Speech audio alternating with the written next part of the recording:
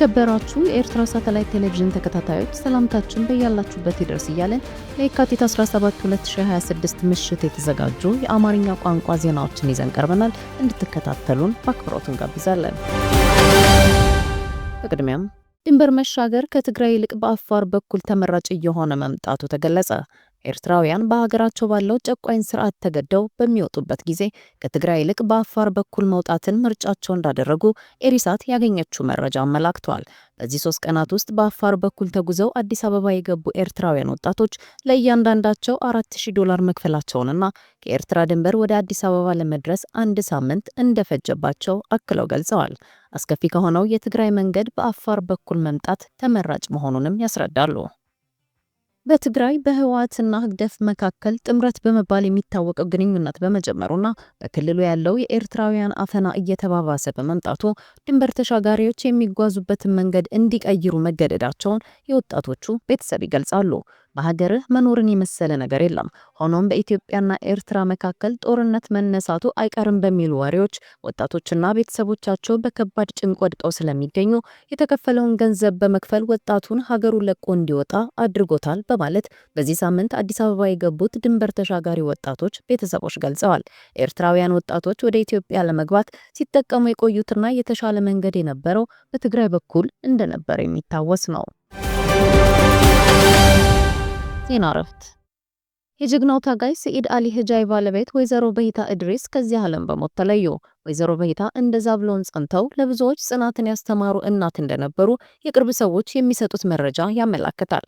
ውዲ አሊ በጥር 21 2013 የኤርትራ ህገ መንግስት እንዲተገበር የህሊና እስረኞች እንዲፈቱና ኤርትራ ውስጥ ስርዓታዊ ለውጥ እንዲሆን ታጋዮችን አሰልፎ ፎርቶ ድረስ በመሄድ የተስፋና ለውጥ ደወል ያሰማ አርበኛ ነው። ውዲ አሊ የሰራው ኦፕሬሽን ታንክና ታጋዮችን በመምራት ፎርቶ የሚገኘው የዜና ሚኒስቴር ጋር በመሄድ ለኤርትራ ህዝብ ተስፋና ለውጥ ያበሰረ የትናንት ታሪክ አብነት መሆኑንና ብዙዎች የሚያስታውሱት ፍጻሜም እንደሆነ የኤርትራውያን አስተያየቶች ያመለክታሉ። ወይዘሮ በሂታ ከባለቤታቸው ጀግና ውዲ አሊ ህልፈት በኋላ በከረን የነበረው የአምባገነኑ ህግደፍ ጨቋኝ ስርዓት ስለከበዳቸው ወደ ስደት ለማምራት እንደወሰኑ የቅርብ አዋቂዎች ይገልጻሉ። ለመጀመሪያ ጊዜ ከልጆቻቸው ጋር ሱዳን ገብተው በነበሩበት ወቅትም የህግደፍ ሰላዮች ስላስቸገሯቸው በአንዳንድ ኤርትራውያን ትብብር ወደ ኢትዮጵያ እንዲመጡ መደረጉን በወቅቱ ትብብር ያደረጉላቸው ሰዎች ያስረዳሉ። ከኢትዮጵያ ደግሞ ከሁለት ልጆቻቸው ጋር በመሆን ወደ ኖርዌይ ሀገር በመሄድ በዚያው በመኖር ላይ እያሉ የካቲት 14 ባደረባቸው የልብ ህመም ከዚች ዓለም በሞት ተለይተዋል። የቀብር ስነ ስርዓታቸው ነገ ረቡዕ የካቲት 18 በኖርዌይ ሳርስቦርግ የሚፈጸም መሆኑን የተገኘው መረጃ ያመለክታል። ኤርትራ ውስጥ ለውጥ እንዲመጣ ተነሳሽነት ለነበራቸው ውዲ አሊና ጓዶቹም ሆነ ባለቤታቸው ወይዘሮ በሂታ ለነበራቸው ጽናት የኤርትራ ህዝብ ክብርና እውቅና ሊሰጣቸው እንደሚገባ ብዙዎች የሚስማሙበት ሀገራዊ አጀንዳ መሆኑን አንዳንድ አስተያየት ሰጪዎች ያሳስባሉ። ለነፍስ ይሄር ወይዘሮ በሂታ መንግስተ ሰማይ ያውርስልን፣ ለልጆቻቸውና መላው ወዳጅ ዘመድም ጽናቱን ይስጣችሁ ለማለት እንወዳለን። የኢትዮጵያ መንግስት የሮይተርስ ጋዜጠኞችን የሥራ ፈቃድ እንዲመልስ ሲፒጄ አሳሰበ። የጋዜጠኞች መብት ተሟጋች ድርጅት ሲፒጄ የኢትዮጵያ መንግስት የ3 ሮይተርስ ጋዜጠኞችን የሥራ ፈቃድ እንዲመልስ ጥሪ አቅርቧል።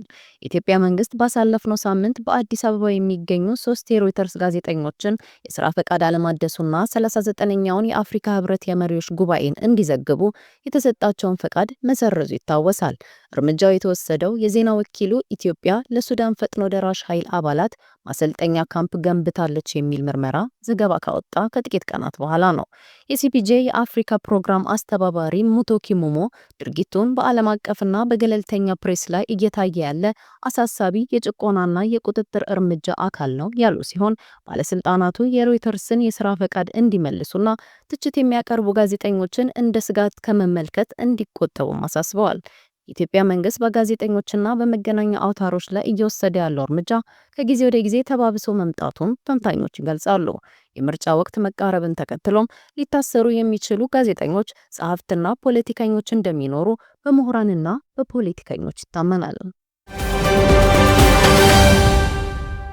በኢትዮጵያ የጎብኚዎች ቁጥር በ15 በመቶ በማደጉ አገሪቱ በዓለም ላይ በፍጥነት እያደጉ ካሉ የቱሪስት መዳረሻዎች አንዷ ሆናለች ሲል ተመድ አስታወቀ። ኢትዮጵያ ባሳለፍነው 2025 በዓለም አቀፍ የቱሪስት ፍሰት ላይ የ15 በመቶ ጭማሪ በማስመዝገብ በዓለም ላይ በፍጥነት እያደጉ ካሉ የቱሪስት መዳረሻዎች መካከል አንዷ ሆናለች ሲል የዓለም አቀፍ የቱሪዝም መረጃዎችንና የተመድ ቱሪዝም ሪፖርትን ጠቅሶ ቢቢሲ ዘግቧል። ቢቢሲ በዘገባው የኢትዮጵያ ቱሪዝም ዳግም ማገገም የቻለበትን ምክንያት ሲያብራራም በአሁኑ ወቅት በአገሪቱ እየታየ ባለው የተሻለ መረጋጋት እንደሆነ ገልጿል። ከ2023 ጀምሮ ወደ ሰሜኑ የአገሪቱ ክፍሎች የሚደረጉ የአውሮፕላን በረራዎች እንደገና መጀመራቸውና በ2024 የታየው አዲስ የጉዞ ፍላጎት ለዘርፉ ማገገም መሰረት መጣላቸውን ዘገባው አክሏል። እንደ ባሮሜትር ሪፖርት ከሆነ የኢትዮጵያ የቱሪዝም እድገት በአጠቃላይ በአፍሪካ አህጉር ላይ ዓለም አቀፍ የጎብኚዎች ቁጥር በ8 በመቶ እንዲያድግ ከፍተኛ አስተዋጽኦ አድርጓል። ይህም አፍሪካን በዓለም አቀፍ ደረጃ ፈጣን እድገት እያስመዘገበች ያለች አህጉር አድርጓታል። በኢትዮጵያ በትግራይ በአማራና ኦሮሚያ ክልሎች ያለው አለመረጋጋትና የጸጥታ እጦት የቱሪዝም እንቅስቃሴውን እንደጎዳው በብዙዎች ይታመናል። አሁን ደግሞ አገሪቱ እንዳትገባ የሚሰጋበት የጦርነት አዘቅት በሰላም ካልተቋጨ የቱሪስት ፍልሰቱ እጅግ እንደሚጎዳው ተንታኞች ያስረዳሉ። ቱርክ ከአገር ውጭ ለሚካሄድ የነዳጅ ቁፋሮ የምትጠቀመውን መርከብ ለመጀመሪያ ጊዜ ወደ ሶማሊያ መላኳን አስታወቀች። ቱርክ ለመጀመሪያ ጊዜ ከአገር ውጭ ለሚከናወን የነዳጅ ፍለጋ ተልዕኮ ቻግሪቤ የተሰኘችውንና ጥልቅ የባህር ውስጥ የነዳጅ ቁፋሮ የምታከናውነውን መርከብ ከትናንት በስቲያ እሁድ ዕለት ወደ ሶማሊያ መላኳን አስታውቃለች። የቱርክ የኢነርጂና የተፈጥሮ ሀብት ሚኒስትር አልፓርስላይን ባይራክታር ይህ እርምጃ አገሪቱ በባህር ላይ በሚካሄድ የኃይል ፍለጋ እንቅስቃሴዋ ላይ ታሪካዊ እርምጃ መሆኑን ገልጸዋል። በመርሲን በሚገኘው የታሱኩ ወደብ በተካሄደው ስነ ስርዓት ላይ ንግግር ያደረጉት ባይራክታር መርከቧ በ45 ቀናት ውስጥ ሞቃዲሾ ትደርሳለች ተብሎ እንደሚጠበቅና በሚያዝያ ወር ኩራድ ዳሽ 1 በተሰኘው የነዳጅ ጉድጓድ ላይ ቁፋሮ እንደምትጀምር አመልክተዋል። ቱርክና ሶማሊያ በ2024 በየብስና በባህር ላይ የነዳጅና የተፈጥሮ ጋዝ ፍለጋን የሚያካትቱ ስምምነቶችን መፈረማቸው ይታወሳል። ከዚህ ቀደም ኦሩትሬስ የተሰኘችው የሴስሚክ ጥናት መርከብ በ3 የባህር ብሎኮች ላይ ጥናቷን ማጠናቀቋ ተገልጿል። ከዓመቱ መጀመሪያ አንስቶ ቱርክ መቀመጫቸውን አሜሪካ ካደረጉት ኤክሶን ሞቢልና ቼቭሮን እንዲሁም ከእንግሊዙ ቢፒ ጋር በነዳጅና ጋዝ ፍለጋ ላይ ስትራቴጂካዊ ስምምነቶችን መፈረሟን ሚኒስትሩ ገልጸዋል። አክለውም ሌላ ዓለም አቀፍ አጋርነት ያለው የባህር ላይ የነዳጅ ፍለጋ ስምምነት በሚቀጥለው ሳምንት እንደሚፈረም አስታውቀዋል። ባይራክታር እንዳሉት ቱርክ በብሔራዊ የነዳጅ ኩባንያዋ በኩል በ2028 በቀን 500,000 በርሜል የነዳጅና ጋዝ ምርት ለማምረት ያቀደች ሲሆን በረጅም ጊዜ ደግሞ ይህንን አቅም ወደ 1 ሚሊዮን በርሜል የማሳደግ ግብ ይዛለች ብለዋል። በመጨረሻም እስራኤልን 8 ሀገሮች ተቃወሙ። 8 ሀገሮች ዛሬ የካቲት 17 2026 በጋራ ባወጡት መግለጫ የእስራኤል መንግስት በምዕራባዊ የዮርዳኖስ ወንዝ ዳርቻ ላይ ያሳለፈውን ውሳኔ ተቃውመዋል። ቱርክ፣ ግብጽ፣ ሳውዲ አረቢያ፣ ኳታርና የተባበሩት አረብ ኤሚሬትስን ጨምሮ 8 ሀገሮች የእስራኤል መንግስት በምዕራባዊ የዮርዳኖስ ወንዝ ዳርቻ ላይ የሚገኝ ሰፊ መሬትን የመንግስት ንብረት አድርጎ ለመመዝገብ መወሰኑን የተቃወሙበትን መግለጫ የቱርክ የውጭ ጉዳይ ሚኒስትር ይፋ አድርጓል። አገራቱ ዛሬ ይፋ ባደረጉት መግለጫ የእስራኤል ውሳኔ በክልሉ ያለውን ውጥረትና አለመረጋጋት ይበልጥ ወደ ሌሎች አካባቢዎች እንዲዛመት የሚያደርግ አደገኛ ውሳኔ ነው ሲሉ አጥብቀው ኮንነዋል። እርምጃው የዓለም አቀፍ ሕግን በግልጽ የሚጥስ መሆኑንም መግለጫው ገልጿል።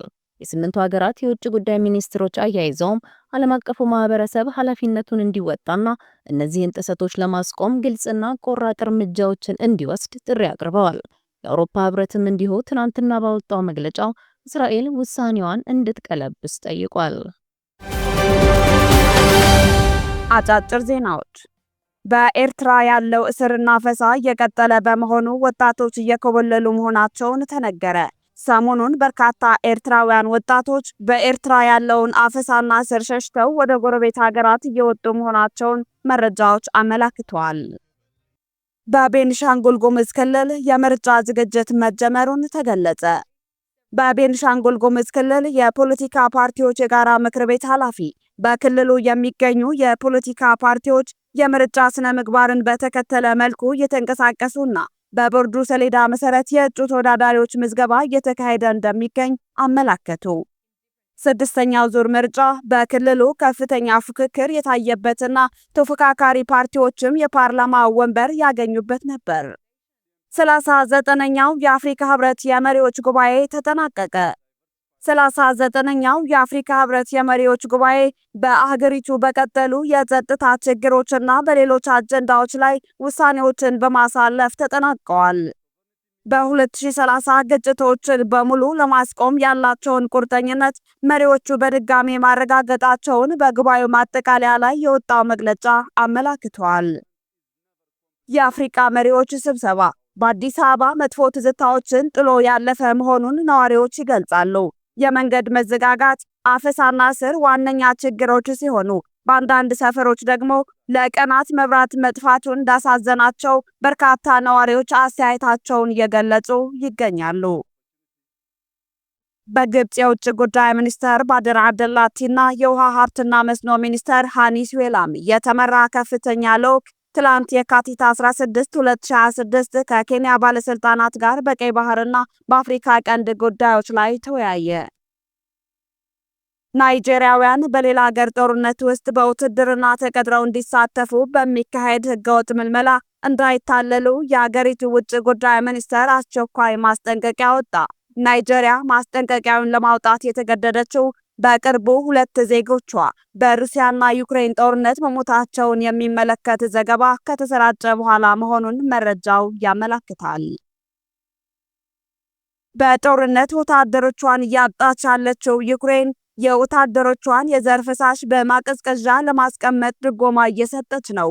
በ2022 የሩሲያ ዩክሬን ጦርነት ሲጀመር ሴት ወታደሮች እንቁላላቸውን፣ ወንዶች ደግሞ የዘር ፈሳሻቸውን እንዲያስቀምጡ የግል የስነ ተዋልዶ ክሊኒኮች አማራጭ አቅርበው እንደነበር ይታወሳል። የተከበራችሁ የኤሪሳት አድማጭ ተመልካቾች ለዛሬ ምሽት ያዘጋጀናቸውን ዓለም አቀፋዊ የአማርኛ ቋንቋ ዜናዎችን በዚያው አበቃ። ስለተከታተላችሁን እናመሰግናለን። ሰላም ቆዩ።